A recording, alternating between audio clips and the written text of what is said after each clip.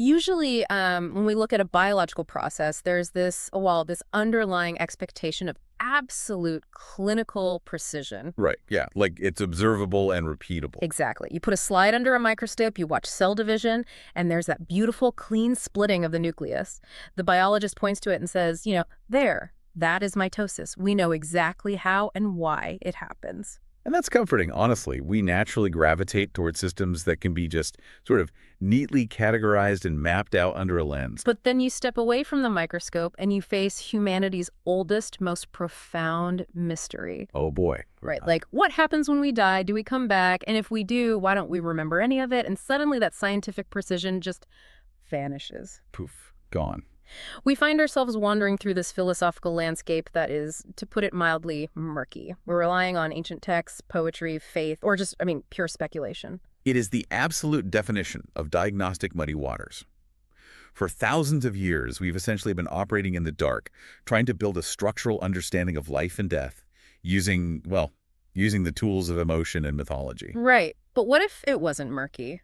What if the mechanics of life, death, and rebirth were actually just as structured, just as mechanical, and just as precise as cellular biology? That is a massive claim. It is. And that's why we're doing a massive deep dive today into a specific framework that claims to do exactly that. So, welcome to today's Creation Conversations documentary exploration. We are unpacking the complete, intricate mechanics of reincarnation as laid out in the contact reports. Specifically, we are drawing from the extensive documented conversations involving figures like Svath, Ta, Quetzal, and Billy Meier, along with the very dense FIU reference materials attached to them. Super dense. Very. And this is a framework that attempts to strip away the mysticism from the afterlife entirely. It replaces it with a highly structured, almost detached mechanical system of spiritual evolution. And just to set our coordinates before we launch into this, our mission today isn't to preach. We aren't asking you to believe any of this blindly. The materials themselves actually warn against blind belief. Right, they are very explicit about encouraging critical thinking instead. Yeah, so we are treating these texts as a massive, complex blueprint. We're going to examine what this blueprint says about consciousness, the spirit, the moment of death, and the exact timeline of how a new life begins. And we'll see how this framework strangely aligns with and sometimes aggressively pushes back against modern psychology, neuroscience, and biology. It really is an investigative journey. We need to look at the architecture of this system and understand the underlying logic it presents. So diving right into the deep end, I was going through the foundational premise of these reports, and it completely flips thousands of years of human philosophy on its head. It really does. The core argument here is a strict separation of two concepts that most of us use completely interchangeably. The text emphatically states that consciousness is not the spirit, and the spirit is not consciousness. That is the cornerstone of this entire architecture. If you don't grasp that separation, the rest of the framework just falls apart. Okay, so break that down for us. Well, for millennia, humanity has operated on this conflated idea of the soul, or the spirit, as the vessel that holds your personality. Right, like my spirit is just a ghostly version of me. Exactly. The traditional view is that your spirit is your thinking, feeling ego, your memories, your specific sense of humor, and that this ghostly you survives death. The Meier framework categorically rejects this. It calls it an irrational, historically fabricated teaching. The text actually calls it an open snare, which I thought was fascinating, a massive delusion. So if we are separating these two things, let's start with the spirit. How does this material actually define the spirit form? It describes the spirit form as a minute microscopic fragment of pure creation energy. And the most critical thing to understand here is its absolute neutrality. Neutrality. Yes, it does not think. It does not feel, it has no personality, no opinions, and absolutely no memories of being human. So it's just energy. Pure, essential, creational purity. The texts describe it as existing 7 steps below the atomic structure. So it's infinitesimally fine. Wow. Yeah, and its sole mechanical function is to animate a physical body. It's an eternal engine that, over the course of millions of years and countless lifetimes, just accumulates knowledge, processes it, and transforms it into pure wisdom and true love. Okay. If the spirit form is this totally neutral, non-thinking energy, where does the me reside? Like, where are my thoughts, my anxieties, my intellect? All of that resides entirely within the consciousness, and this is where the framework gets highly material. The consciousness, according to these texts, is a brain-based factor. Brain-based, so it's physical. Exactly. It is where your intellect, your feelings, and your personality are generated. But it's fundamentally reliant on the coarse material of the physical brain.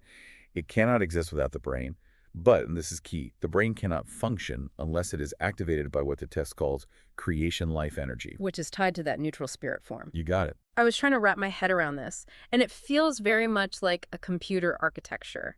Like, the spirit form, this neutral creation energy, is essentially the electricity coming from the wall. That's a great way to look at it. Right.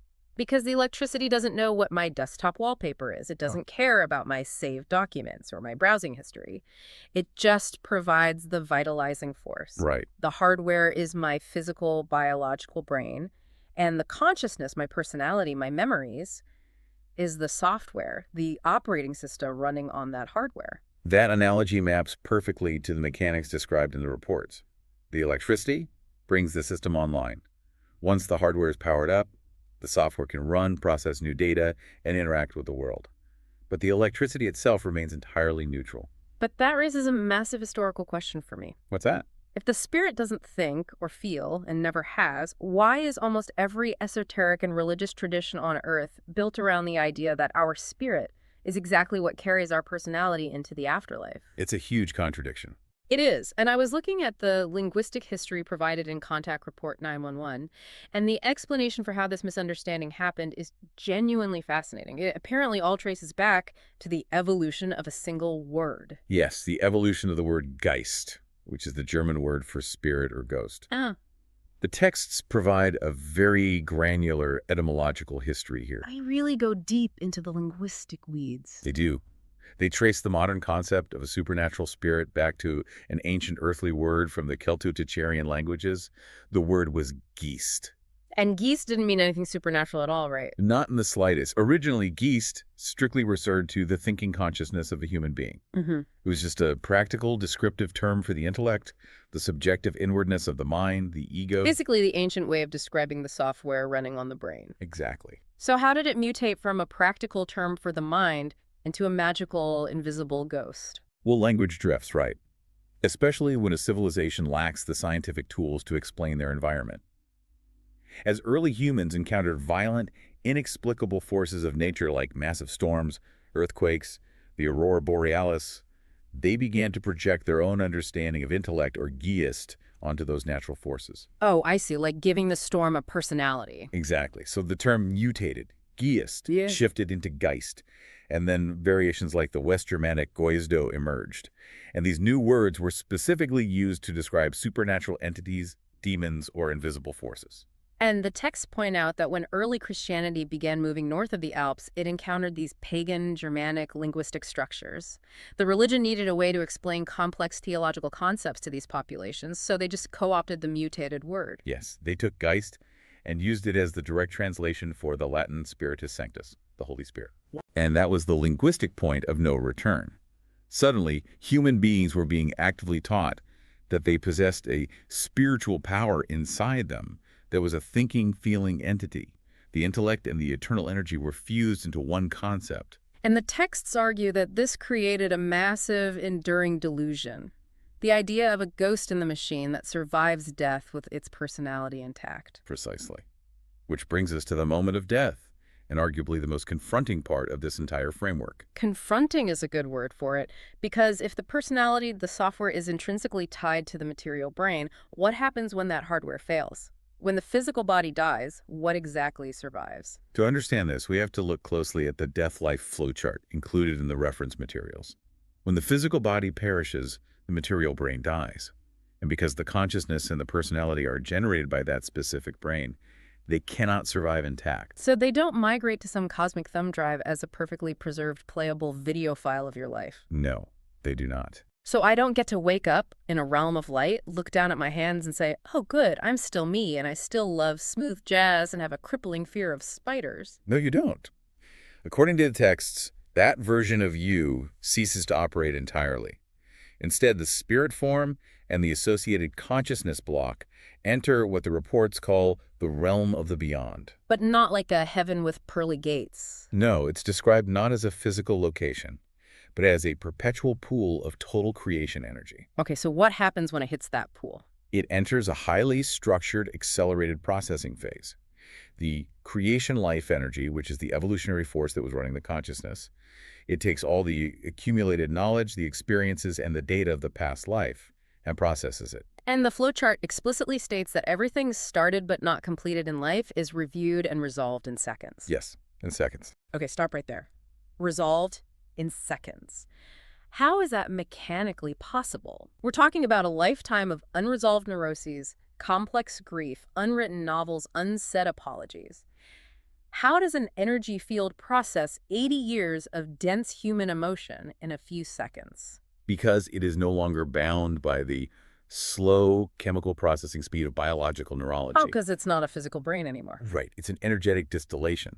If we move away from the computer analogy for a moment, think of it like a massive industrial centrifuge. Okay. When you put raw material into a centrifuge, it spins at an incredible velocity to separate the dense, heavy elements from the pure elemental core.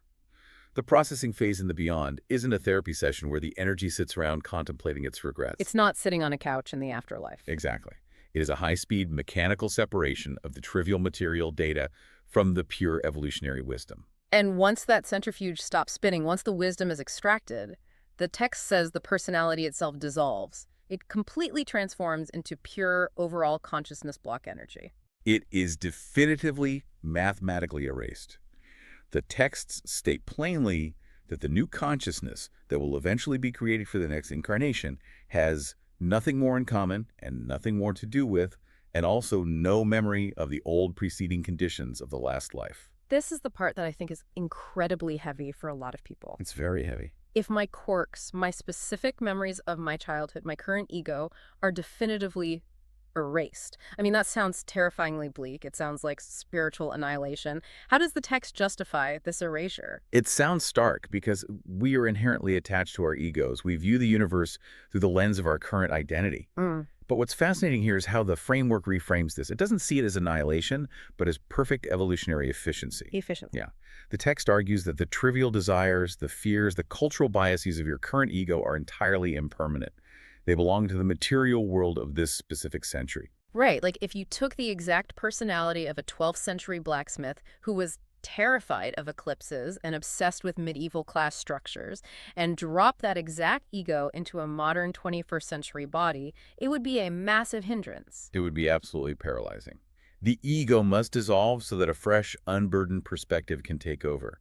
The true essence, the evolutionary wisdom gathered by that blacksmith about hard work, survival, or empathy that is eternally preserved. But the superficial wrapping of the blacksmith's personality has to be discarded. Exactly. The text explicitly notes that clinging to the passing, transitory things of the material world only tortures and confuses the human being. So if the personality is deleted, but the wisdom, the core data, is preserved, where does it go? Like, where is that data stored while the spirit form is waiting for a new body? This is where the framework introduces a massive, invisible cosmic infrastructure. It outlines 3 distinct levels of storage: the planetary, the cosmic, and the universal storage banks. Let's break these down because this feels like the linchpin of the whole system. Okay, so during a human's life, every consciousness form impulse, every significant thought and action is simultaneously recorded in these energetic banks. So it's constantly uploading. Yes. And when the personality dissolves after death, the high values, the distilled essence of wisdom, true love, and logic are cataloged permanently. Okay. The planetary storage bank operates on the specific energetic frequency of Earth, holding the data relevant to human evolution here. The cosmic bank covers a broader galactic spectrum, and the universal bank encompasses the entirety of the total creation energy.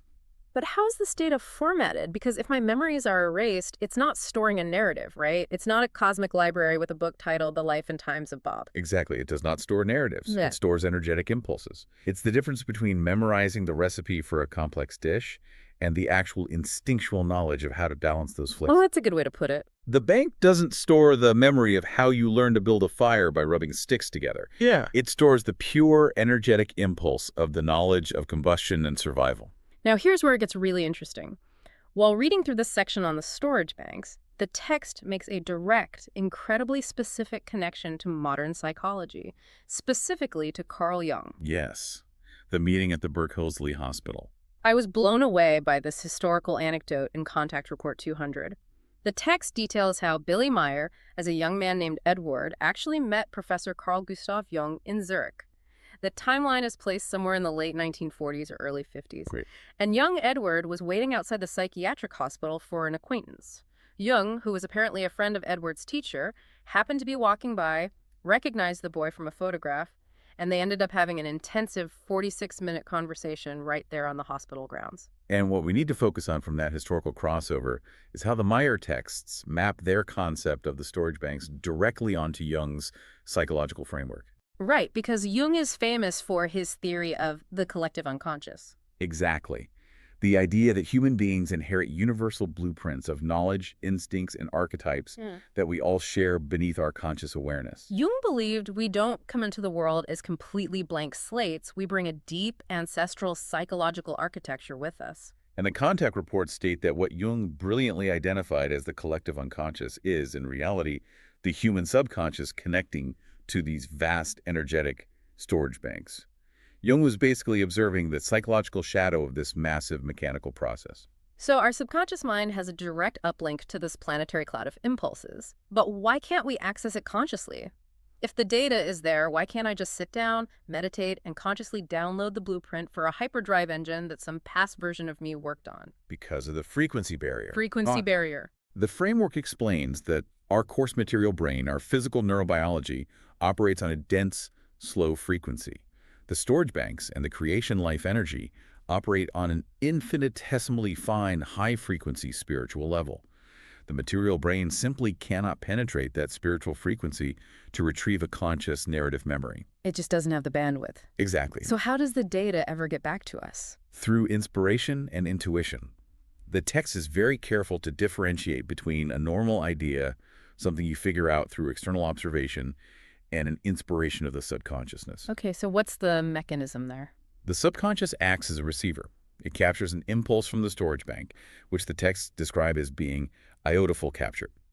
It is then passed up to the conscious mind as something undetermined, a sudden flash of insight, an instinct, a gut feeling, which the physical brain then has to consciously decipher and translate into material action.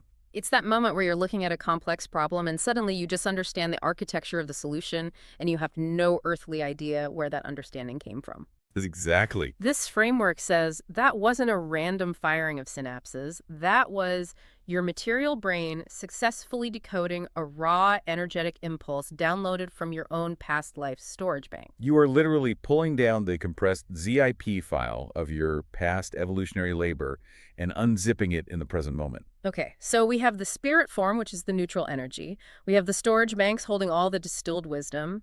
We have the dissolution of the old personality. The stage is set. How do we get a new physical vehicle? This is where we get into the actual mechanics of incarnation. And there is a very strict timeline here that the texts emphasize. So what happens at conception? The timeline is incredibly rigid. According to the documents, when a new human life is conceived, a completely new consciousness block is generated from neutral creational energy. It is a completely blank slate. It has never existed before. But that new consciousness block and the spirit form do not enter the embryo right away. No. The text outlined that for the first 21 days after conception, the embryo is driven purely by a pre-given biological instinct. What exactly is this instinct? It is essentially a cellular autopilot. It is biological machinery executing a genetic blueprint provided by the parents and basic life atoms. It handles the rapid cellular replication, the initial formation of the physical structures, but it is not yet a human individual in the spiritual sense. There is no consciousness present. So for 3 weeks, it's just the factory floor running on automated programming, assembling the hardware.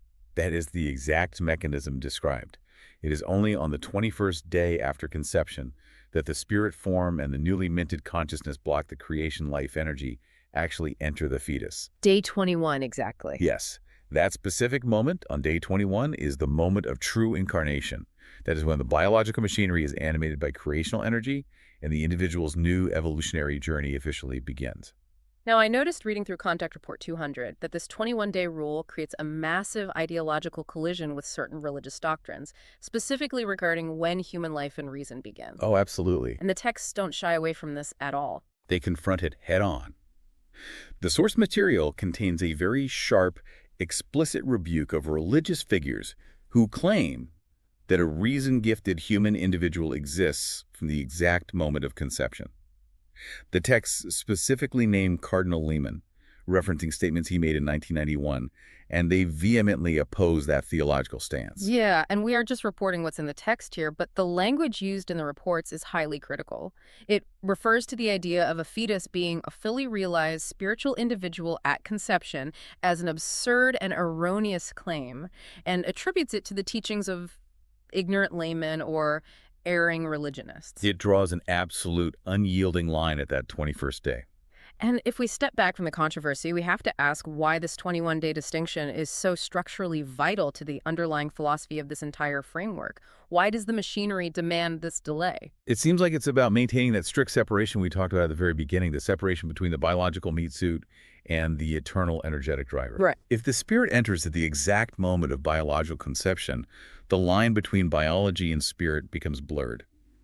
By requiring a 21-day gestation of pure biological automation, the framework reinforces that the material body is merely a temporary host vehicle. The body is biology, the spirit is creational energy. Precisely. The physical hardware has to reach a baseline level of complex structural development, 21 days worth of cellular organization, before it is capable of hosting and sustaining the high-frequency energetic resonance of the spirit form and the new consciousness block. So day 21 hits, the spirit enters. The factory floor is now under new management. Fast forward, the baby is born. Which brings up the most common, fundamental question anyone has when discussing reincarnation. Why don't we remember? Exactly. If my spirit form has been doing this for millions of years, living thousands of lives, why am I born completely blind to it? Why is there a total veil of memory? The explanation is rooted directly in the mechanical dissolution we discussed earlier. You don't remember because the entity that experienced those past lives mathematically and energetically no longer exists. Because the previous personality was put through the centrifuge. Yes, it was dissolved into pure energy. The texts state that the newborn consciousness is, quote, unencumbered by any memory or other things of the earlier personalities. The slate is wiped entirely clean because you cannot have a conscious memory of being a personality that has been definitively deleted from the material universe. But this completely flies in the face of a massive modern industry. Yeah. What about past life regressions? Right. What about people under hypnosis who suddenly start speaking in historical dialects, claiming they were a baker in ancient Rome or a soldier in the Civil War? What about gurus who claim to have perfect recall of their lineage? The stance of the source material on this is fierce and uncompromising. The texts dismiss all claims of conscious past life recall as complete fabrications. All of them. All of them. Whether it's achieved through hypnosis, deep meditation, or spontaneous recall, the framework labels it as lies, deceit, or self-deception and delusion. The reports actually say that any saints or meditative greats who claim this ability are yielding to the passion of lies and deceit. It does not mince words.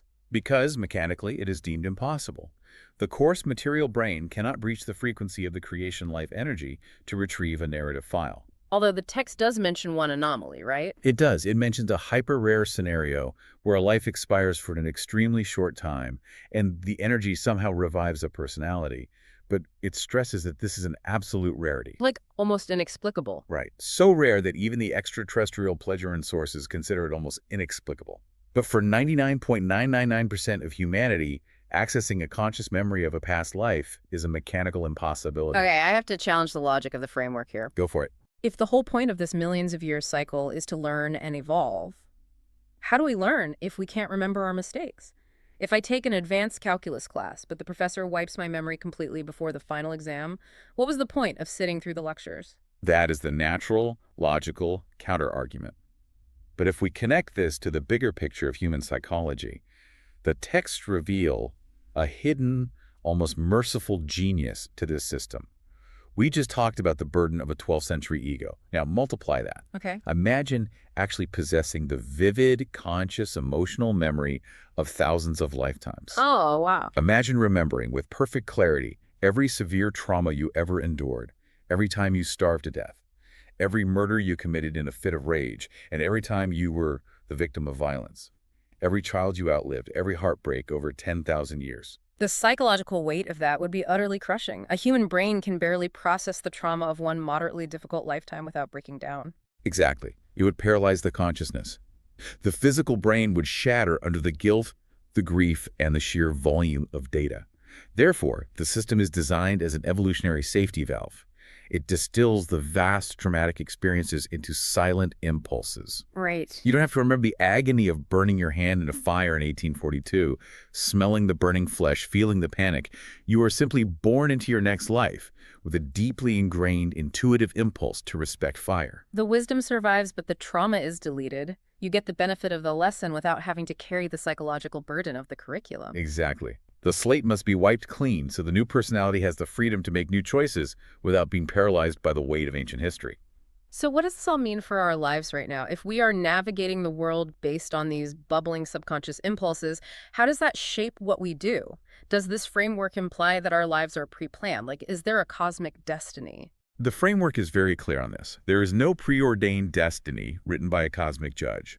And there is no karma in the traditional sense of a divine scorecard that punishes you for past sins. So destiny isn't a script we're forced to act out. What is it? Destiny is actively created by the human being in the present moment. You create your destiny by how you choose, with your free will, to act upon those subconscious impulses. The texts explain that you might find yourself inexplicably drawn to a specific profession or field of study. Maybe you have a profound natural affinity for structural engineering or psychology or composing music. And that affinity isn't random. No. It is highly likely that a previous personality attached to your spirit form worked on those specific evolutionary tracks lifetimes ago. The text actually phrases it as, he determines to take up a teaching that was already taken up and pursued by a previous personality through the evolutionary creation life energy, perhaps 6 or 7 life phases earlier. Right.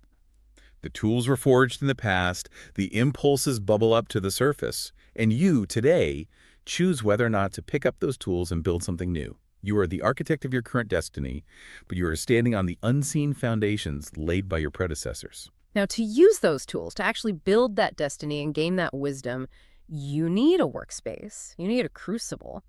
In this framework, the physical realm, planet Earth, is that necessary classroom. It is. And this is where the source material pivots from spiritual mechanics into some very intense, grounded observations about the state of our planetary classroom. We need to look at the environmental and geopolitical predictions contained in Contact Reports 670 and 911, and specifically the open letter written by Meier in 1949. This is a crucial contextual layer. If the physical world is the mandatory host environment for spiritual evolution, the physical integrity of that world is paramount. And as we go through these, I want to reiterate, we are strictly looking at them as data points presented within the text decades ago. We aren't endorsing any political stances here, just reporting what the documents say. Absolutely. We're just neutrally reporting the predictions. So the predictions laid out in the 1949 letter present a stark, cascading view of global catastrophes, all driven by one fundamental stressor, which is overpopulation. Yes. The text identifies overpopulation as the factor of all evils, the primary catalyst that accelerates the destruction of the classroom. It predicts that as the population rapidly exceeds the natural carrying capacity of the ecosystem, human beings will radically exploit the Earth's resources. What's startling is the specificity of the 1949 text regarding the oceans. It explicitly predicts that inland waters and oceans will be severely contaminated, pointing specifically to plastics as the most destructive material, causing mass death to marine and terrestrial life. Which is wild to think about. Right. To contextualize that, in 1949, commercial plastic production was in its infancy. It wasn't the ubiquitous global crisis it is today. The predictions extend to agriculture, too.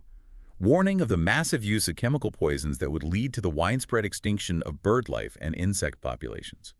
It forecasts extreme climate destabilization, global warming, and specific meteorological phenomena like cavemen or monster waves, and white walls, massive destructive walls of water inundating coastlines.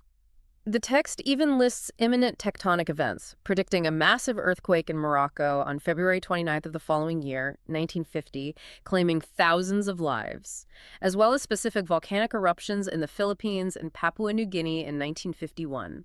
It maps out a biosphere under immense fracturing stress. And this instability is mirrored in the geopolitical predictions.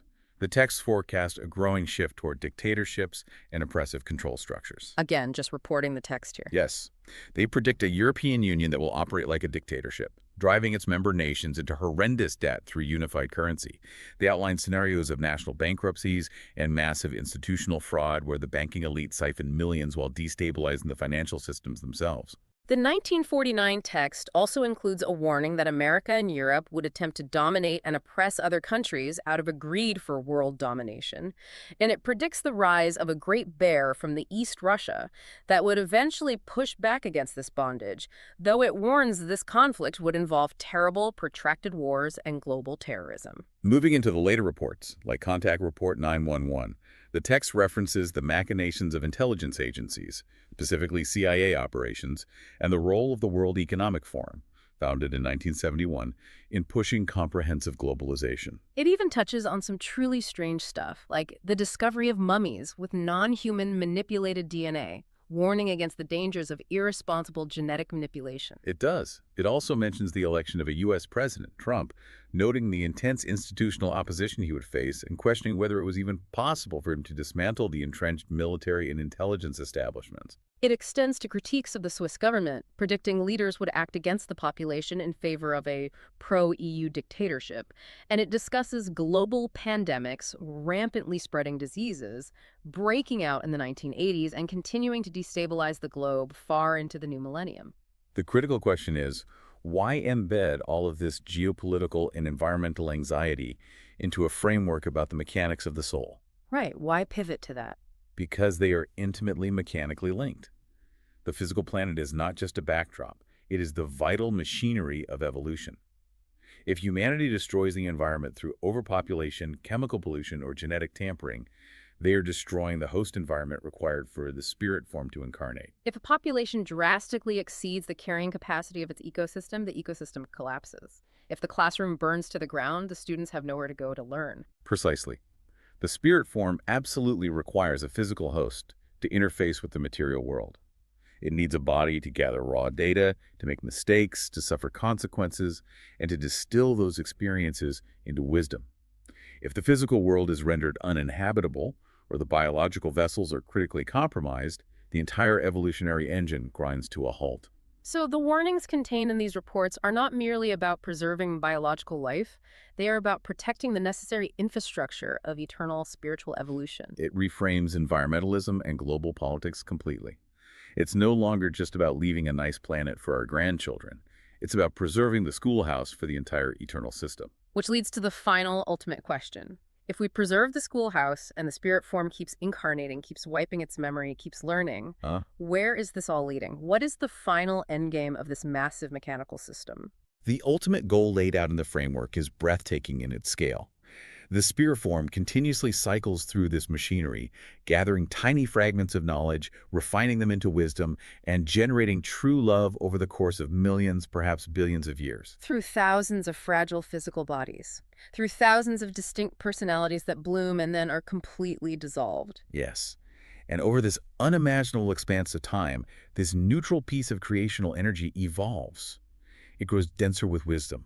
It becomes what the text translates as a monstrously great power. A monstrously great power. It evolves into a highly complex, creational spirit energetical might block. A towering powerhouse of pure, distilled evolutionary logic and love. And ultimately, in the deepest, most distant future imaginable, this highly evolved spirit form reaches the apex of its journey.